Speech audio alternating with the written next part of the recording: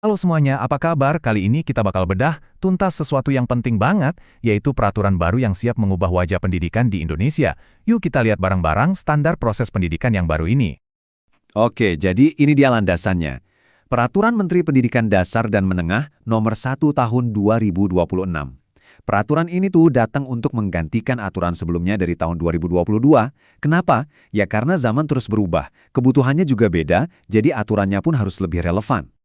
Tapi pertanyaannya begini, apakah ini cuma sekedar ganti dokumen aturan aja, atau ini benar-benar sebuah pergeseran besar dalam cara kita memandang belajar mengajar?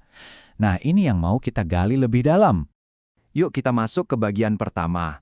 Soalnya, peraturan ini tuh bukan cuma soal prosedur, tapi benar-benar dibangun di atas sebuah visi baru yang kuat untuk kelas-kelas kita di seluruh Indonesia.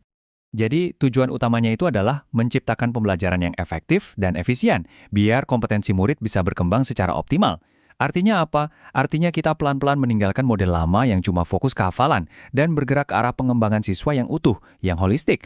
Ini bukan cuma perubahan kecil ya, ini benar-benar transformasi besar dalam tujuan pendidikan kita. Nah, ini dia nih jantung dari peraturan ini. Ada 3 prinsip utama yang jadi pemandu dalam setiap aspek proses pembelajaran yang baru. Coba kita lihat satu persatu ya.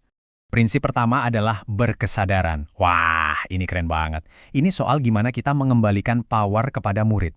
Jadi mereka bukan lagi objek pasif yang cuma nerima materi. Bukan, mereka adalah subjek yang sadar, oh ini loh tujuan saya belajar.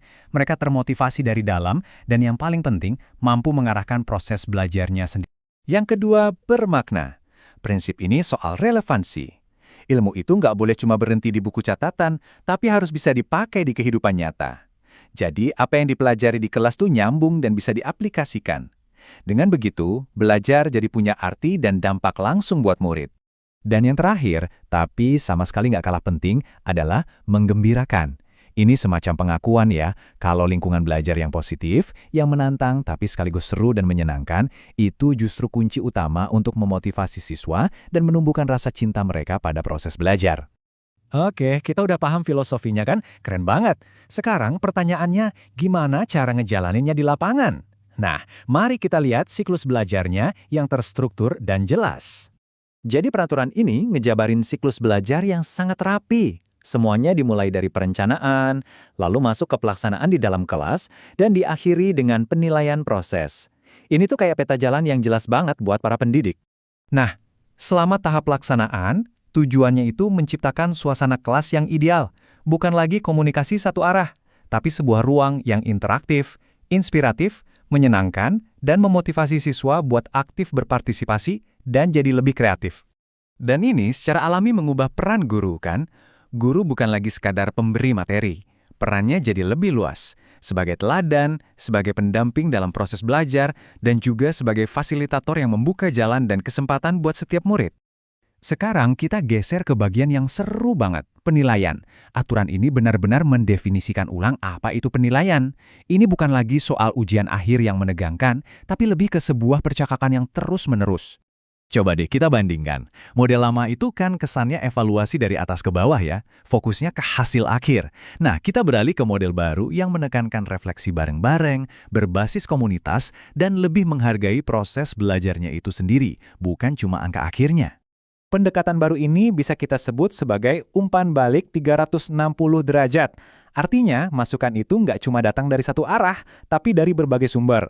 Mulai dari refleksi diri si guru, masukan dari sesama pendidik, dari kepala sekolah, dan yang paling keren, dari muridnya itu sendiri. Oke, setelah semua penjabaran tadi, apa sih artinya ini semua bagi kenyataan sehari-hari di ruang kelas Anda? Kutipan dari peraturan ini kayaknya merangkum semuanya dengan sangat pas. Tujuan akhirnya adalah memberikan ruang yang cukup bagi prakarsa, kreativitas, dan kemandirian. Intinya, ya, satu kata, pemberdayaan. Jadi, kalau ditarik benang merahnya, ini adalah sebuah pergeseran fundamental. Kita nggak lagi cuma fokus menegakkan aturan, tapi kita beralih untuk menumbuhkan pembelajar. Tujuannya adalah menciptakan generasi baru yang sadar, kreatif, dan merasakan asiknya belajar. Dan pembahasan kita kali ini ditutup dengan sebuah pertanyaan untuk Anda semua para pendidik hebat di luar sana. Dengan filosofi baru ini sebagai panduan, bagaimana cara Anda akan membawa semangat menggembirakan ini ke dalam kelas Anda setiap hari? Yuk, kita renungkan sama-sama.